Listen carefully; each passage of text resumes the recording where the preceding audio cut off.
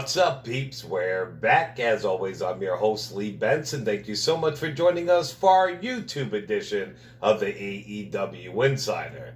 I was going to do two shows. I was going to do one as a prediction show and then one with the news, blah, blah, blah. But I'm just going to hurry up and put them all into one. So this is mainly a prediction show for NWA's pay-per-view coming up this Sunday, as well as WWE's Fastlane pay-per-view coming up this Sunday night.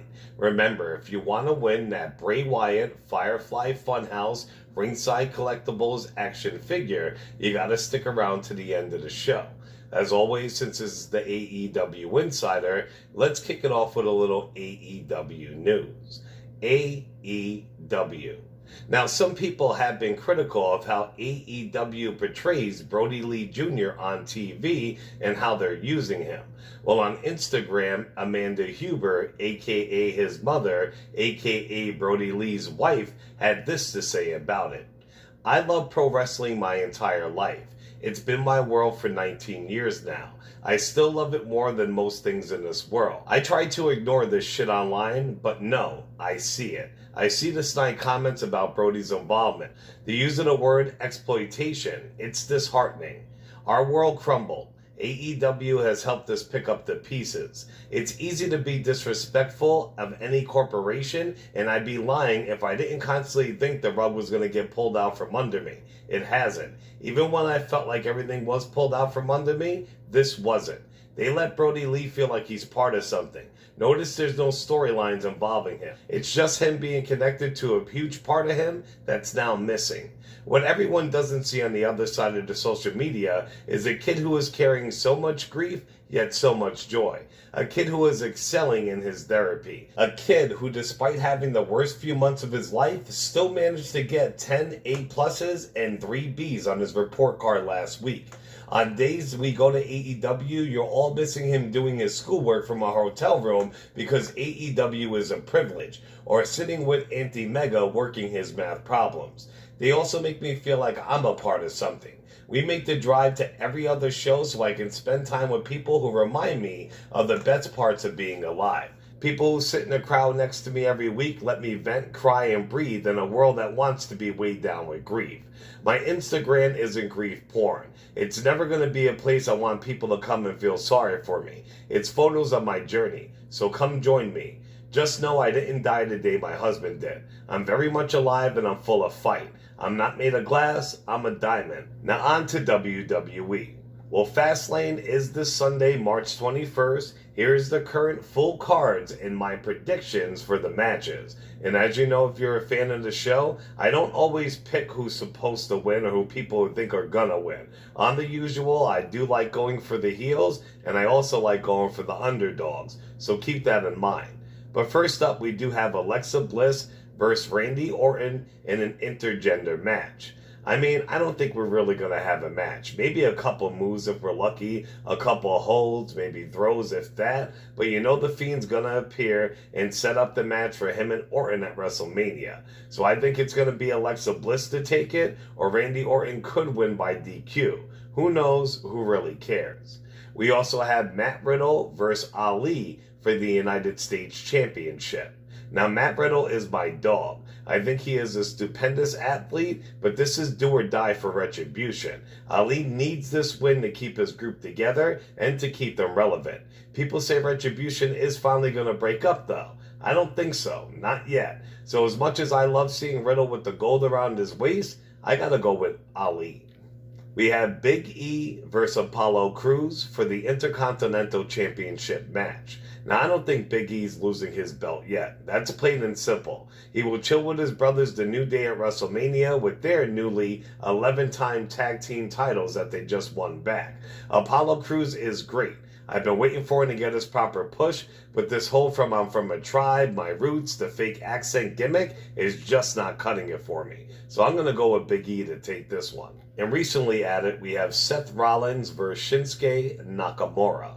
Now, both of these guys are huge talents. It's insane that WWE does not use Shinsuke as they should. I feel like a lot of wrestlers that they did hire from Japan, he might go back when his contract's up. To me, this is going to be a throwaway, waste of time match until WrestleMania when Rollins takes on Cesaro. Both of these guys are huge talents. It's insane how WWE does not use Nakamura like they should. I feel just like a lot of wrestlers they hire from Japan, in the end he's probably going to go back when his contract is up. To me though, this is a throwaway waste of time until WrestleMania when Seth takes on Cesaro. So maybe he's really going to hurt Shinsuke Nakamura or do something fucked up for the win or get DQ'd, but it's going to set everything up in the end. I also feel that Buddy Murphy will be popping up tonight, and if not, definitely at WrestleMania with his match against Cesaro. So for this one, I gotta go with Seth, or like I said, he could get himself disqualified on purpose, and it'll still set up the match with Cesaro. We also have Nia Jax and Shayna Baszler with Reginald versus Sasha Banks and Bianca Belair. This is for the WWE Women's Tag Team Championship belts. People are talking a lot of smack and do not like the team up with Jax and Shayna. I like them as tag team champs. I myself can't stand Nia Jax, but I do like them as a team together. We all know that Sasha is fighting Bianca at Mania, so I doubt they're going to win the tag team titles and then face off against each other in a couple weeks. To me, it just sounds lame. So I got to go with Jax and Shayna. Next up, we do have Braun Strowman versus Shane McMahon. Now, I love seeing a Shane McMahon match. He always goes all out, but this storyline and match came out of nowhere, and it's not properly set up. I think it's dumb as fuck, if you really ask me. I don't think anything good is going to come of this for Braun. So I was actually going to go with Shane O'Mac for this, so he could really piss Braun off, and then they can have a real match at WrestleMania. But I'm going to pick Shane O'Mac to win. We have Drew McIntyre versus Sheamus. Now, this should be a hard-hitting match. How far we have fallen from winning the title last year and carrying it most of the year up until a few weeks ago to be downgraded to this match on the card. I always do go for the underdogs and heels though, so I'm going to go with Sheamus to win this one. And finally, we do have the head of the table, Roman Reigns, with Paul Heyman versus Daniel Bryan. A lot of people are saying that Daniel Bryan can win this. I do not think it's going to happen. We're all waiting to see the return of Jay's twin brother. This match is going to be great. If Daniel Bryan does win it, it'll blow my mind. But people more are thinking that the match at WrestleMania is going to be a three-way, where Roman, Daniel, and Edge. And I really don't like it, but it'll be a heck of a match. But this match is going to be back and forth. If Daniel Bryan wins it, I'll be highly surprised. But you know you got to go with the head of the table, Roman Reigns. That dude is on fire and untouchable. Earlier today on the WWE Network, fans may have noticed a possible spoiler for this year's WWE Hall of Fame class. In the Daniel Bryan category, it said WWE 2021 Hall of Fame inductee. Now, it could have been an error, but the phrase was removed, so we'll have to see how that goes. This might be his last match, or they might just be inducted him. Who knows? The hosts for this year's WrestleMania have been announced. It's none other than Hulk Hogan and Titus O'Neil. The internet went crazy. People are still pissed and not over the racist comments that Hulk Hogan made a couple years back. He got into a fight with his daughter or something like that, or a phone call was recorded, and he was calling her boyfriends the N-word and just saying bad stuff about black people in general. A lot of the locker room isn't happy with him. Neither are people in the business, outside of the business, and just the world in general. There's a lot of talk about boycotting him doing WrestleMania, so we'll have to see how that goes, brother. While speaking with Give Me Sport, Paul Heyman boasted that he has a cell phone full of messages from top names looking for a run with Roman Reigns in the WWE. The Rock was one name that he confirmed was in his inbox. They are all looking to get a rub off the tribal chief, according to his special counsel. If I could show you one day's worth of text messages, emails, and call that come into my phone for some of the biggest superstars in sports entertainment on this planet, it would blow your mind. Even crossover celebrities in their prime would love to step into a WrestleMania ring with Roman Reigns. It's not just Dwayne Johnson. The Rock is just one of the many.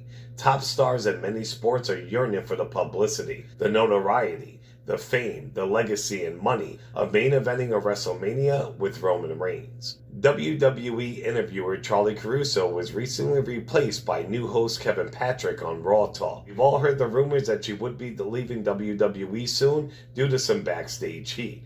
According to Fightful Select, Charlie was taken off WWE TV for a long time being due to backstage heat.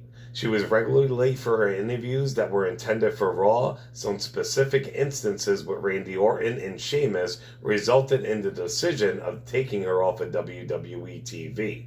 It was noted by a source that Kevin Patrick becoming the host of Raw Talk was seen as a direct replacement for Charlie and the company.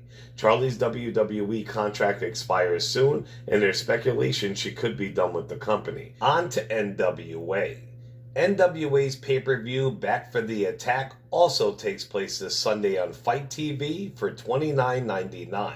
It is earlier in the day, though, than Fastlane. This one starts at 4 p.m., so you can watch it and WWE's Fastlane with no issues. So here's what we have for NWA's Back for the Attack. We do have Thunder Rosa versus Camille for a number one's contender match. The winner of this match faces Serena Deeb for the NWA Women's title. Thunder Rosa is a beast. People love her. Myself, I'm not such a huge fan. Camille, on the other hand, she just looks the part. Like an NWA version of China. She has not flip-flopped between promotions like others, not yet anyway. But I'm going to go with Camille for the win. I'm a big, huge fan of her so far. We also have Crimson versus Jax Dane versus Jordan Clearwater versus Slice Boogie in a four-way match. Now, I know Crimson, he's a great performer. Jax Dane looks like a beast himself. Jordan Clearwater looks like the All-American Golden Boy who was born to wrestle, and Slick Boogie is like a Spanish-looking rapping John Cena. This match is a wild card. I have no idea who's going to take it, but I'm going to go with either Jax Dane or Slice Boogie. We also have Kratos versus Tyrus. You got to go with Tyrus. I don't even want to get started on Tyrus, man. What that guy did at Fox News, he's nothing but a big old fucking pervert. He should be in jail, actually. I don't even believe he's wrestling in the ring again. But I got to go with him. We also have the NWA National Heavyweight Championship, which is Trevor Murdoch versus Chris Adonis. You got to go with Trevor Murdoch. He's old school. The dude fucking is still moving and jiving and doing what he's got to do at the age and the size he's at. Chris Adonis is a great athlete, but I'm going to go with Trevor to retain. We also have the NWA World Television Championship up for grabs, which is Pope versus Dom Latimer. You got to go with Pope. That dude's been a huge talent since he's been in the business, which has been for a long time, and it's about time he does get his due. And finally, we do have Nick Aldis versus Aaron Stevens for the NWA's World Heavyweight Championship match. Now, this match should be great.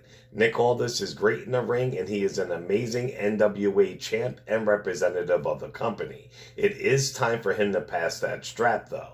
Aaron Stevens is another great performer. He killed it in WWE as Damian Sandow, and he has been great in NWA so far, especially when he teamed up with the recently deceased Josephus, aka the Question Mark. It is not his time, though. So I gotta go with Nick Aldis to retain. Billy Corgan was on Busted Open Radio this week, and he fucking killed it. He is a huge wrestling fan, and I love what he's done with the NWA since buying it.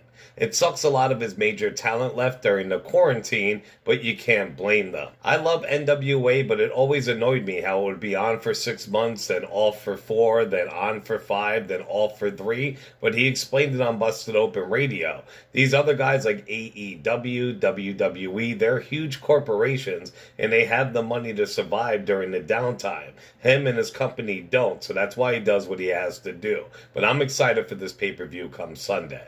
Now on to some random wrestling and sporting news. Even after threats from Miro, Jim Cornette is still running his mouth. Earlier in the week, he had this to say about Miro, aka Rusev's threats. Cornette said, "Miro said to me, if you call Penelope a slut again, I'll come down like God's wrath on you." Has he been making some of those Lars Sullivan videos? He also said he'll personally drive to my basement. Is he saying that he's homeless, and if I give him room in my basement, he will come here at his own expense? No, of course not. He's threatening me with violence or sexual assault, depending on what coming like God's wrath means. All right, peeps. Well, that's it for this episode. Remember, if you want to win that Bray Wyatt Firefly Funhouse Ringside Collectibles exclusive action figure, you got to stay right here on YouTube. Make sure you're a subscriber to our channel. If not, please do so now. Besides that, take any video, like, share, and comment. So go to the AEW Insider on YouTube, subscribe to our channel, pick any video, like, share, and comment. And when we hit 500 subs, I will be doing a drawing and sending that awesome figure out to the winner. Remember to show us some love on all major podcasting platforms, also on Facebook and YouTube under the AEW Insider, and on Twitter under the AEW Insider 1, as in the number 1.